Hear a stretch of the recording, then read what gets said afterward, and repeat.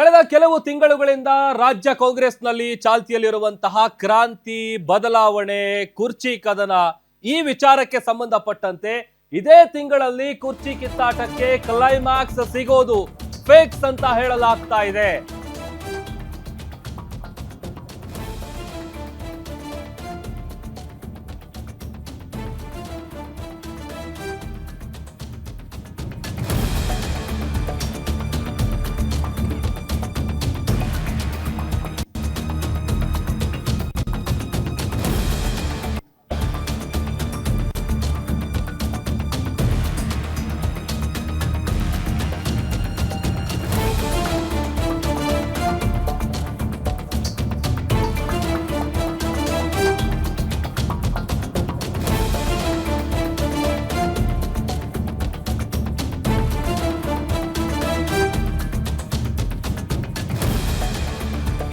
ಇದೇ ತಿಂಗಳಲ್ಲಿ ಕುರ್ಚಿ ಕಿತ್ತಾಟಕ್ಕೆ ಕ್ಲೈಮ್ಯಾಕ್ಸ್ ಫೇಕ್ಸ್. ಸಿದ್ದು ಡಿಕೆಗೆ ರಾಹುಲ್ ಕೊಟ್ಟೇ ಬಿಟ್ರ ಈ ಸೂಚನೆ.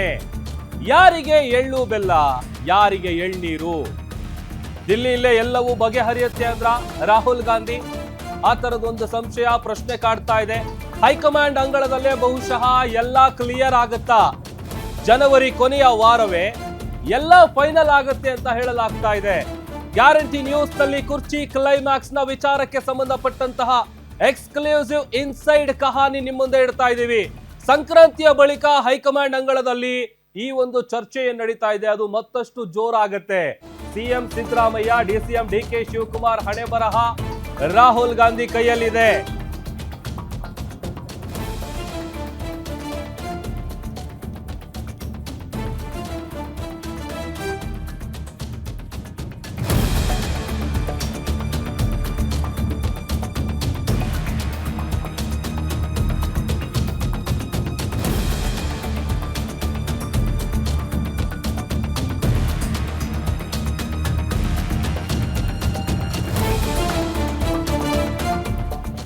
ಸೆಪ್ಟೆಂಬರ್ ಕ್ರಾಂತಿ, ನವೆಂಬರ್ ಕ್ರಾಂತಿ, ಡಿಸೆಂಬರ್ ಕ್ರಾಂತಿ, ಈಗ ಬಂದು ನಿಂತಿರೋದು ಜನವರಿಯ ಸಂಕ್ರಾಂತಿಗೆ. ಸಂಕ್ರಾಂತಿಯಾದ ಬಳಿಕ ಹೈಕಮಾಂಡ್ ಅಂಗಳದಲ್ಲಿ ಈ ಚರ್ಚೆ ಜೋರಾಗುತ್ತೆ.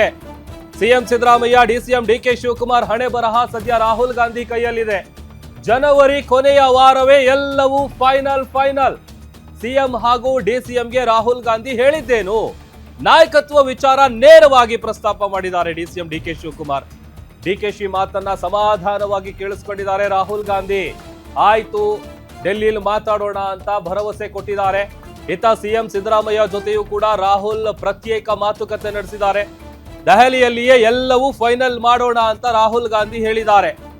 ಇಂಗ್ಲೆಂಡ್ ಪ್ರವಾಸದಿಂದ 24ಕ್ಕೆ ವಾಪಸ್ ಆದ ಬಳಿಕ ಒಂದು ಸ್ಪಷ್ಟ ಕ್ಲಾರಿಟಿ ಸಿಗುವಂತಹ ನಿರೀಕ್ಷೆ ಇದೆ, ಸಾಧ್ಯತೆ ಇದೆ.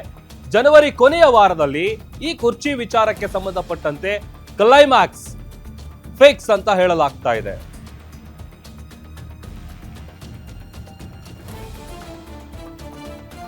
ಈ ಬಗ್ಗೆ ಮತ್ತಷ್ಟು ಡೀಟೇಲ್ಸ್ ಅನ್ನ ಕೊಡ್ತಾರೆ ನಮ್ಮ political bureau head Maruti Pavagowda. News desk ಇಂದ ಲೈವ್ ಜಾಯ್ನ್ ಆಗ್ತಾ ಇದ್ದಾರೆ. ಮಾರುತಿ, ಸೆಪ್ಟೆಂಬರ್ ಕ್ರಾಂತಿಯಿಂದ ಶುರುವಾಗಿದ್ದು ಈಗ ಜನವರಿಯ ಸಂಕ್ರಾಂತಿಗೆ ಬಂದು ನಿಂತಿದೆ. ಬಹುಶಃ ಇದೇ ತಿಂಗಳ ಕೊನೆಯೊಳಗೆ ಈ ಕುರ್ಚಿ ಕಿತ್ತಾಟಕ್ಕೆ ಏನಾದರೂ ಕ್ಲೈಮ್ಯಾಕ್ಸ್ ನಿರೀಕ್ಷೆ ಮಾಡ್ಬೋದಾ? Full stop ಬೀಳುತ್ತಾ?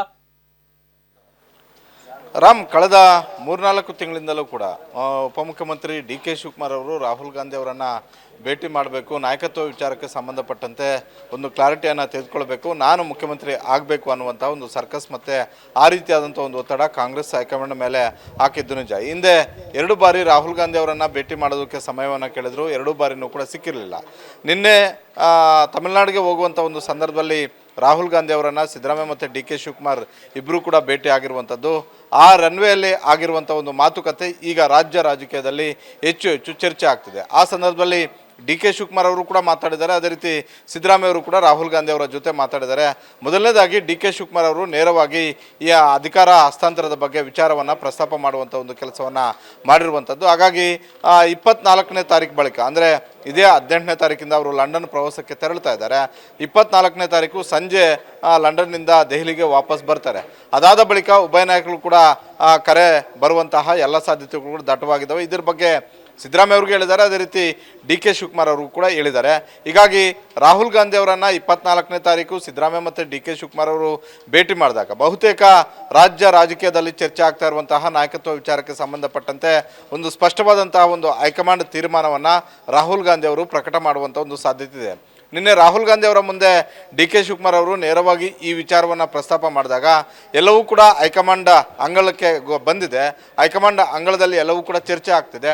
ಇಬ್ಬರನ್ನು ಕರೆದು ಮಾತುಕತೆ ಆಡಿ ಅಂತಿಮವಾಗಿ ಹೈಕಮಾಂಡ್ ತೀರ್ಮಾನವನ್ನು ಹೇಳ್ತೀವಿ ಅನ್ನುವಂಥ ಒಂದು ಸ್ಪಷ್ಟವಾದ ಮಾತುಗಳನ್ನು ರಾಹುಲ್ ಗಾಂಧಿ ಅವರು ಡಿ ಕೆ ಶಿವಕುಮಾರ್ ಅವ್ರಿಗೆ ಹೇಳಿರುವಂಥದ್ದು. ಹೀಗಾಗಿ ನಾಳೆ ಆಗುತ್ತೆ ನಾಡಿದ್ದಾಗುತ್ತೆ ಅನ್ನೋದಕ್ಕಿಂತಲೂ ಕೂಡ, ಯಾಕಂತ ಹೇಳಿದ್ರೆ ನಿನ್ನೆಯಿಂದಲೂ ಕೂಡ ಯಾವುದೇ ಕ್ಷಣದಲ್ಲಿ ಅಧಿಕಾರ ಹಸ್ತಾಂತರ ನಾಯಕತ್ವ ವಿಚಾರಕ್ಕೆ ಸಂಬಂಧಪಟ್ಟಂತೆ ಕಾಂಗ್ರೆಸ್ ಹೈಕಮಾಂಡ್ ಸಿದ್ದರಾಮಯ್ಯ ಮತ್ತು ಡಿ ಕೆ ಶಿವಕುಮಾರ್ ಅವರಿಗೆ ಸಂದೇಶವನ್ನು ರವಾನೆ ಮಾಡ್ಬೋದು ಅನ್ನುವಂಥ ಒಂದು ಚರ್ಚೆ ಇತ್ತು. ಆದರೆ ನಮಗೆ ಸಿಗ್ತಿರುವಂಥ ಒಂದು ಮಾಹಿತಿಯ ಪ್ರಕಾರ ಸಿದ್ದರಾಮಯ್ಯ ಮತ್ತು ಡಿ ಕೆ ಶಿವಕುಮಾರ್ ಅವರ ಆಪ್ತ ಮೂಲಗಳಿಂದ ಸಿಗ್ತಿರುವಂಥ ಒಂದು ಮಾಹಿತಿಯ ಪ್ರಕಾರ ನಾಳೆ ಸಂಜೆ ಡಿ ಕೆ ಶಿವಕುಮಾರ್ ಅವರು ಬೇರೆ ಕಾರಣಕ್ಕೋಸ್ಕರ ದೆಹಲಿಗೆ ಹೋಗ್ತಾ ಇದ್ದಾರೆ. ಅಸ್ಸಾಂ ಚುನಾವಣಾ ಉಸ್ತುವಾರಿಯಾಗಿ ನೇಮಕ ಮಾಡಿರೋದ್ರಿಂದ ಅಸ್ಸಾಂ ಚುನಾವಣೆ ಬಗ್ಗೆ ಹೆಚ್ಚು ಗಮನ ಕೊಡಬೇಕು ಅನ್ನುವಂಥ ಒಂದು ಸೂಚನೆ ಕಾಂಗ್ರೆಸ್ ಹೈಕಮಾಂಡ್ನಿಂದ ಡಿ ಕೆ ಶಿವಕುಮಾರ್ ಅವ್ರಿಗಿದೆ. ಹೀಗಾಗಿ ನಾಳೆ ಸಂಜೆ ದೆಹಲಿಗೆ ಹೋಗ್ತಾ ಇದ್ದಾರೆ. ನಾಡಿದ್ದು ಕೂಡ ಹೈಕಮಾಂಡ್ ಅಂಗಳದಲ್ಲಿ ಸಿಗುವಂತಹ ವೇಣುಗೋಪಾಲ್ ಆಗಿರ್ಬೋದು, ಸುರ್ಜೇವಾಲಾ ಅವರಾಗಿರ್ಬೋದು, ಅವಶ್ಯಕತೆ ಬಿದ್ದರೆ ಆ ಸಮಯವನ್ನು ಕೊಟ್ಟಿದ್ದೆ ಆದರೆ ಪ್ರಿಯಾಂಕಾ ಗಾಂಧಿ ಅವರನ್ನು ಕೂಡ ಭೇಟಿ ಮಾಡಿ ನಾಯಕತ್ವ ವಿಚಾರಕ್ಕೆ ಸಂಬಂಧಪಟ್ಟಂತೆ ಚರ್ಚೆಯನ್ನು ಮಾಡ್ತಾರೆ. ಮಲ್ಲಿಕಾರ್ಜುನ ಖರ್ಗೆ ಅವರ ಜೊತೆ ಸದಾ ಸಂಪರ್ಕದಲ್ಲಿದ್ದಾರೆ. ಜೊತೆಗೆ ರಾಹುಲ್ ಗಾಂಧಿ ಅವರು ನಿನ್ನೆ ಈ ರಾಜ್ಯದ ವಿಚಾರ ಆಗಿರೋದ್ರಿಂದ ಮಲ್ಲಿಕಾರ್ಜುನ ಖರ್ಗೆ ಅವರ ಜೊತೆ ಹೆಚ್ಚು ಮಾತಾಡಿ ಅನ್ನುವಂಥ ಒಂದು ಸೂಚನೆಯನ್ನು ಡಿ ಕೆ ಶಿವಕುಮಾರ್ ಮತ್ತು ಸಿದ್ದರಾಮಯ್ಯ ಇಬ್ಬರಿಗೂ ಕೂಡ ಕೊಟ್ಟಿದ್ದರು. ಹೀಗಾಗಿ ನಾಳೆ ದೆಹಲಿಗೆ ಹೋಗ್ತಾ ಇರುವಂತಹ ಡಿ ಕೆ ಶಿವಕುಮಾರ್ ಅವರು ನಾಡಿದ್ದು ಹೈಕಮಾಂಡ್ ಅಂಗಳದಲ್ಲಿ ಯಾರೆಲ್ಲ ಸಿಗ್ತಾರೋ ಆ ನಾಯಕರುಗಳನ್ನು ಭೇಟಿ ಮಾಡ್ತಾರೆ. ತದಬಳಿಕ ಲಂಡನ್ನಿಂದ ರಾಹುಲ್ ಗಾಂಧಿ ಅವರು ವಾಪಸ್ ಬಂದ ಬಳಿಕ ಸಿದ್ದರಾಮಯ್ಯ ಮತ್ತು ಡಿ ಕೆ ಶಿವಕುಮಾರ್ ಅವರನ್ನ ಇಬ್ಬರನ್ನ ಕರೆದು ಕೂರಿಸ್ಕೊಂಡು ಹೈಕಮಾಂಡ್ ಅಂಗಳದಲ್ಲಿ ಇದೇ ತಿಂಗಳ ಕೊನೆಯ ವಾರದಲ್ಲಿ ಯಾರಿಗೆ ಅವಕಾಶ, ಒಂದು ವೇಳೆ ಸಿದ್ದರಾಮಯ್ಯ ಅವರು ಮುಂದುವರಿಬೇಕು ಅನ್ನುವಂಥ ಒಂದು ಸೂಚನೆಯನ್ನು ಕೊಟ್ಟಿದ್ದಾದರೆ ಡಿ ಕೆ ಶಿವಕುಮಾರ್ ಅವ್ರಿಗೆ ಇನ್ನಷ್ಟು ದಿನಗಳ ಕಾಲ ವೆಯ್ಟ್ ಮಾಡಿ ಅನ್ನುವಂಥ ಒಂದು ಸಂದೇಶ ಕೊಡಬಹುದು.